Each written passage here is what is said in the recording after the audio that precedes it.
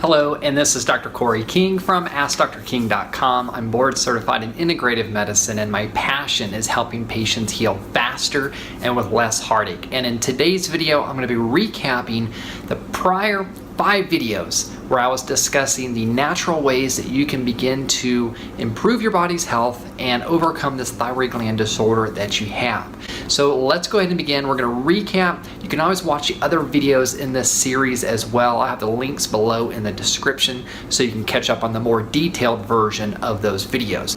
So step 1 into helping your body heal when you have a thyroid gland disorder is making sure that you're being diagnosed properly. And that sounds simple, but in reality, in the medical model, so many thyroid patients are misdiagnosed. 90% of low thyroid patients actually have an autoimmune condition called Hashimoto's disease, which is what my fiance Natasha has, my stepfather has, her mother and her sister both have Hashimoto's disease. So you've got to make sure that your doctors are running the right laboratory markers. I'll put a link in the description below where you can download those for free, and there are 10 of those markers, so make sure your doctor is running them all.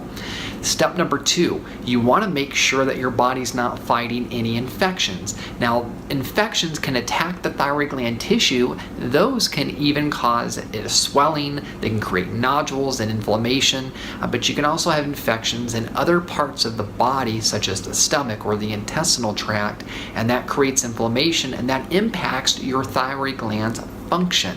So you want to make sure you don't have any viral infections. Viral infections, they can trigger an autoimmune thyroid condition to turn on. That is what happened to Natasha. So you want to make sure you don't have any viral infections, bacterial infections, along with parasitic infections. Parasites are notorious for eating away at the gastrointestinal lining, which is where 80% of your immune system is located. So you've got to heal that gut lining in order to help you overcome your autoimmune condition. Step number 3, you want to make sure you're stabilizing your blood sugar. Blood sugar stability is the #1 stressor in an autoimmune patient. The reason being, if your blood sugar is fluctuating throughout the day like a roller coaster, then what is going to happen? Your adrenal glands are going to try to compensate. And they're going to try to compensate by releasing the hormone called cortisol. And a lot of people know what cortisol means because it stores belly fat. But it also creates a lot of inflammation that attacks the gut lining, that creates things like leaky gut syndrome or intestinal permeability. It likes to attack the temporal lobe of the brain, specifically the hypothalamus, which is where the short-term memory lobe of the brain is located. So if the adrenals are spiking cortisol throughout the day to try to raise your blood sugar, then that's going to create brain fog in a lot of you thyroid patients. So think brain fog is essentially neurons dying off. That's the inflammation from the destruction of the neuron, and you perceive it as brain fog. So stabilizing your blood sugar can actually help you with your brain fog. It can help with short-term memory. It can help to prevent further damage to your gastrointestinal lining. Your liver, I talk a lot about the liver, and the reason I talk so much about the daggone liver is because your liver helps to convert 60% of your thyroid hormone, so your T4 to your T3. 60% of that conversion is dependent upon a healthy, functioning liver. And in the next step, when I discuss the genes, we like to look at these genetic mutations that affect the liver, because if you have a genetic mutation, your liver is, unfortunately, it's going to have a hard time doing its job naturally because the genes have been mutated.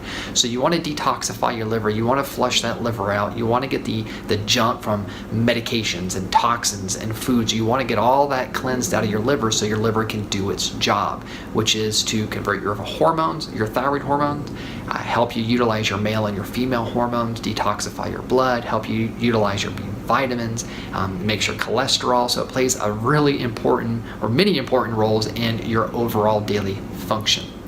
So you always want to look at the liver. You want to flush out your liver. If you've never done a liver cleanse, do one. And if you want some instructions on how to do that, I'll put the link below where you can download my master liver flush for free.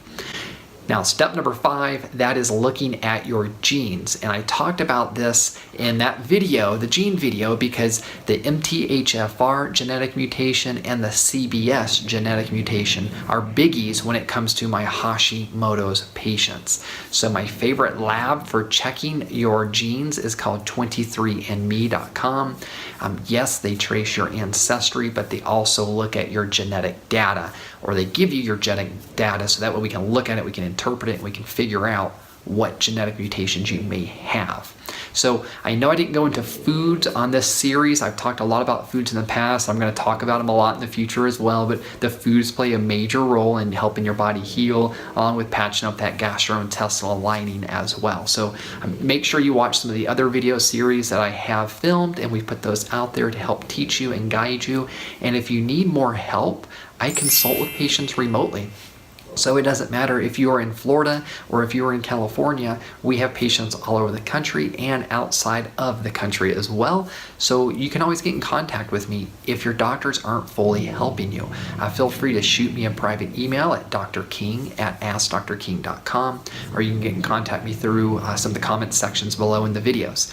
So if you need help, I'm here to help you.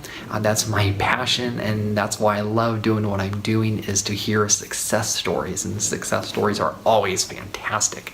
So let's recap. We want to make sure you're diagnosed properly. You want to make sure you're getting rid of infections and that you're stabilizing your blood sugar, along with detoxifying your liver and checking out your genetic mutation. So those are the big 5 top tips for you in this series. I hope that you found them of value. And if you have, make sure to give us a bunch of and share the videos with people you think could use them, that it could help benefit and improve the quality of their life.